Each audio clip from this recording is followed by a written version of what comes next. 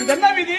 உழைக்கும் வர்க்கம் உழவர் வசிக்கக்கூடிய வீதி. அதோ தெரிகிறது. அது என்ன வீதி? அது அரசர் வசிக்கக்கூடிய வீதி. அடுத்து வருவது என்ன வீதி?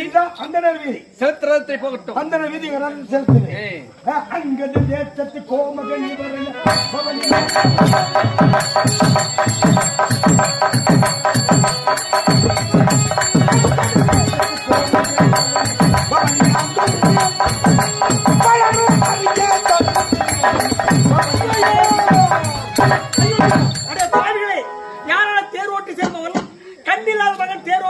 கர்ணன் நகரம் வருகின்றார்.